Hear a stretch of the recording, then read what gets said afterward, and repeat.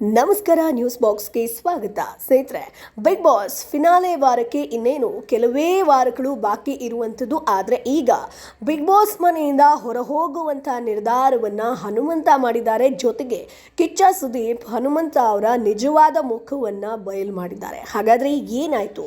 Big boss ಮನೆಯಿಂದ ಹೊರಬರೋದಕ್ಕೆ ಹನುಮಂತ ನಿರ್ಧಾರ ಮಾಡಿದ್ದಾದರೂ ಏನಕ್ಕೆ? ಇದಕ್ಕೆ ಧನ್ರಾಜ್ ಪ್ರತಿಕ್ರಿಯೆ ಕೂಡ ಕೊಟ್ಟಿದ್ದಾರೆ. ನಿನ್ನೆಯ ಒಂದು ಎಪಿಸೋಡ್ನಲ್ಲಿ ಕಿಚ್ಚ ಸುದೀಪ್ ಅವರು ಹನುಮಂತನ ಮುಖವಾಡವನ್ನು ಕೂಡ ಬಯಲು ಮಾಡಿದ್ದಾರೆ. ಹಾಗಾದರೆ ಏನಾಯಿತು? ಫಿನಾಲೆ ಕಂಟೆಸ್ಟೆಂಟ್ ಇವರೇ ಅಂತ ಎಲ್ಲರೂ ಕೂಡ ಅಂದ್ಕೊಂಡಿದ್ರು. ಅದಕ್ಕಿಂತ ಮುಂಚೆನೇ ಹನುಮಂತ ಬಿಗ್ ಬಾಸ್ ಮನೆಯಿಂದ ಆಚೆ ಬರ್ತಾರಾ?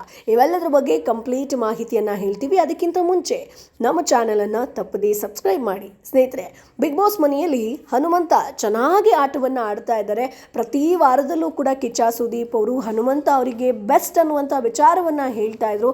ಕರೆಕ್ಟಾಗಿ ಬಿಗ್ ಬಾಸ್ ಅನ್ನು ಅರ್ಥ ಮಾಡ್ಕೊಂಡಿರೋರು ಹನುಮಂತ.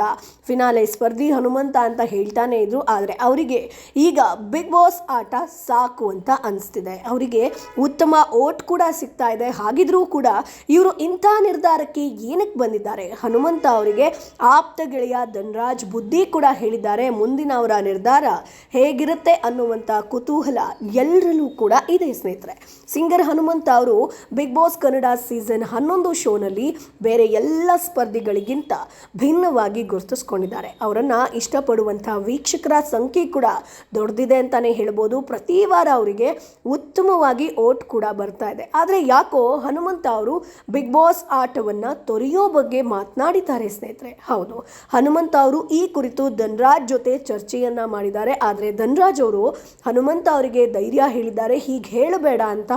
ಸಾಕಷ್ಟು ಬಾರಿ ಹನುಮಂತ ಈ ನಿರ್ಧಾರಕ್ಕೆ ಬಂದಿದ್ದು ಬಹುಶಃ ನೀವೆಲ್ಲರೂ ಕೂಡ ನೋಡಿರ್ತೀರ. ಬಿಗ್ ಬಾಸ್, ನಾನು ನೇರವಾಗಿ ಹೇಳಿಬಿಡ್ತೀನಿ, ಕಷ್ಟ ಆಗ್ತಾ ಇದೆ, ನನ್ನನ್ನು ಕಳಿಸ್ಬಿಡಿ ಅಂತ ಹನುಮಂತ ಅವರು ರಿಕ್ವೆಸ್ಟ್ ಮಾಡ್ಕೊಳ್ತಾರೆ.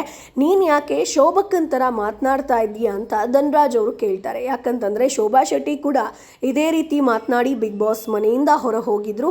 ತಮ್ಮ ಮನಸ್ಸಿನ ಗೊಂದಲ ಏನು ಅನ್ನೋದನ್ನು ಹನುಮಂತ ಎಕ್ಸ್ಪ್ಲೈನ್ ಮಾಡಿದ್ದಾರೆ. ಸ್ನೇಹಿತರೆ, ಶೋಭಕ್ಕನ ರೀತಿ ಏನೂ ಇಲ್ಲ, ನಾವು ಬಾಯಿ ಸತ್ತವರ ರೀತಿ ಇರೋಕ್ಕಾಗಲ್ಲ, ಮಾತಾಡೋಕ್ಕೆ ಬರ್ತಾ ಇಲ್ಲ, ತಲೆ ಸ್ವಿಚ್ ಆಫ್ ಆಗಿದೆ ಅಂತ ಹೇಳಿ ಹನುಮಂತ ಅವರು ತಮ್ಮ ನಿಜವಾದ ಸಮಸ್ಯೆ ಏನು ಅನ್ನೋದನ್ನು ವಿವರಿಸಿದ್ದಾರೆ. ಅದಕ್ಕೆ ಕೂಡ ಧನ್ರಾಜ್ ಅವರು ಒಂದು ಬುದ್ಧಿ ಮಾತನ್ನು ಹೇಳ್ತಾರೆ.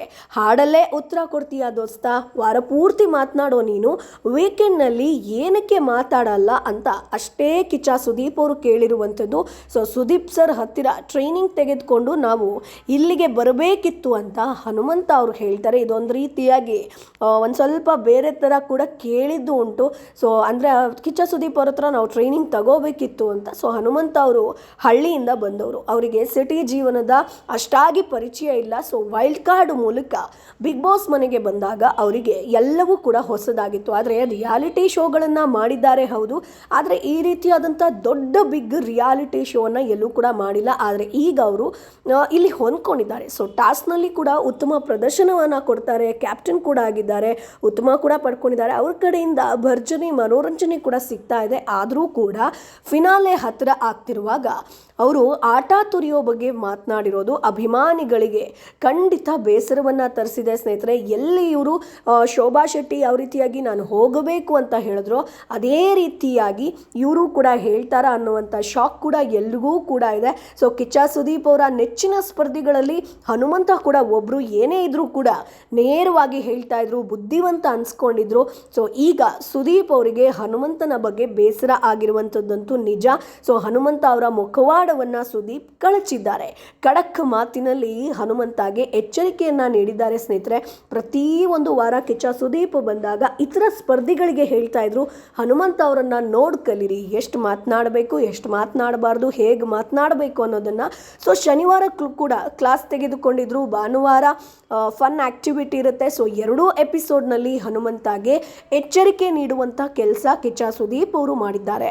ಯಾವುದೇ ನೆಗೆಟಿವ್ ವಿಚಾರ ಬಂದರೂ ಕೂಡ ಎಲ್ಲರೂ ಚೈತ್ರ ಅವರ ಹೆಸರನ್ನು ತೆಗೆದುಕೊಳ್ತಾ ಇದ್ರು. ಇದಕ್ಕೆ ಹನುಮಂತ ಕೂಡ ಹೊರತಾಗಿರಲಿಲ್ಲ. ಈ ಕಾರಣಕ್ಕೆ ಸುದೀಪ್ ಅವರು ಹನುಮಂತಾಗಿ ಕ್ಲಾಸ್ ತೆಗೆದುಕೊಂಡಿದ್ದಾರೆ. ಆ ಬಳಿಕ ಚೈತ್ರ ಬಿಟ್ಟು ಮತ್ತಾರ ಹೆಸರು ತೆಗೆದುಕೊಳ್ತೀರಿ ಅಂತಂದಾಗ ಧನ್ರಾಜ್ ಅವರ ಹೆಸರನ್ನು ಹೇಳ್ತಾರೆ. ಅಂದರೆ ಇಲ್ಲೊಂದು ರೀತಿಯಾಗಿ ಸೇಫ್ ಆಗೋದಕ್ಕೆ ಹನುಮಂತ ಈ ರೀತಿಯಾಗಿ ಹೇಳಿದ್ರ ಅಂತ. ಸೊ ಏನಾದರೂ ಆರೋಪ ಮಾಡೋ ವಿಚಾರ ಬಂದಾಗ ಹನುಮಂತ ಅವರು ಧನ್ರಾಜ್ ಅವರು ಹನುಮಂತ ಮೇಲೆ ಆರೋಪವನ್ನು ಮಾಡ್ತಾರೆ. ಯಾಕಂತಂದರೆ ಅವರಿಬ್ಬರು ಕೂಡ ಕಿತ್ತಾಡ್ಕೊಳ್ಳಲ್ಲ.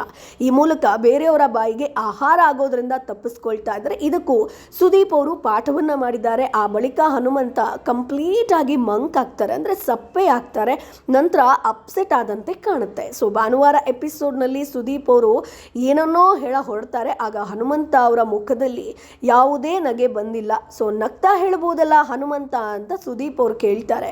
ಮುಂದುವರೆದು ನೀವು ಹಾಗೆ ಧನ್ರಾಜ್ ಅವರು ಏನೇನು ಮಾತನಾಡ್ತೀರಾ ಅನ್ನೋದನ್ನ ಝೂಮ್ ಹಾಕಿ ಕೇಳಿಸ್ಕೊಳ್ತಾ ಇರ್ತೇನೆ. ಆ ಜಾಗದಲ್ಲಿ ಮಾತ್ರ ಮಾತು ಕಡಿಮೆ ಆಯಿತು ಅಂತಂದರೆ ನಾನು ನಂಬಲ್ಲ. ಅಂದರೆ ಈ ಜಾಗದಲ್ಲಿ ಕಿಚ್ಚ ಸುದೀಪ್ ಮಾತನಾಡುವಂಥ ಎಪಿಸೋಡಲ್ಲಿ ಮಾತ್ರ ಮಾತು ಕಮ್ಮಿ ಆಯಿತು ಅಂತಂದರೆ ನಾನು ನಂಬೋನಲ್ಲ. ಸೊ ನಾನು ಎಲ್ಲ ಕಡೆ ನೀವು ಏನೇನು ಮಾತನಾಡ್ತೀರಾ, ಎಷ್ಟು ಮಾತನಾಡ್ತೀರಾ, ಎಲ್ಲೆಲ್ಲಿ ಮಾತನಾಡ್ತೀರಾ ಅನ್ನೋದು ನನಗೆಲ್ಲ ಗೊತ್ತು.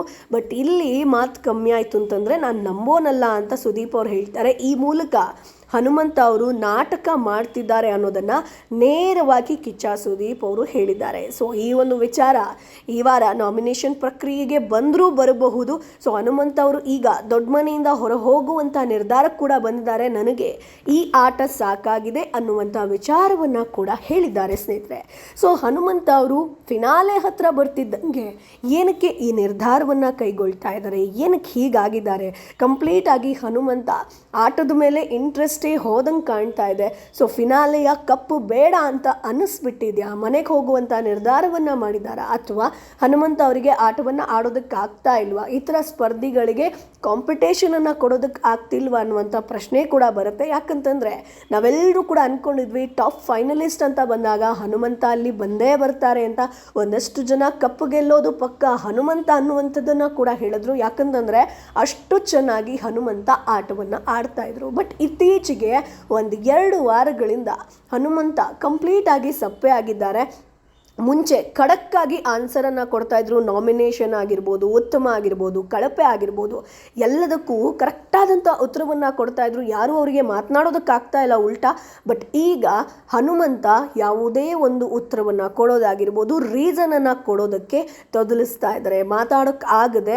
ಸೊ ಏನು ಹೇಳಬೇಕು ಅಂತ ಗೊತ್ತಾಗ್ತಾ ಇಲ್ಲ, ತಲೆ ಸ್ವಿಚ್ ಆಫ್ ಆಗಿದೆ ಅನ್ನುವಂಥ ವಿಚಾರವನ್ನು ಹೇಳ್ತಾರೆ.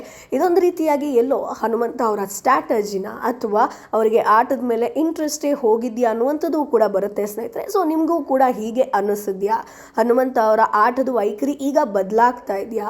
ಸೊ ಅವರು ಬಿಗ್ ಬಾಸ್ ಮನೆಯಿಂದ ಇನ್ನೂ 2 ವಾರ ಬಾಕಿ ಇದೆ. ಸೊ ಆಚೆ ಹೋಗ್ತಾರಾ?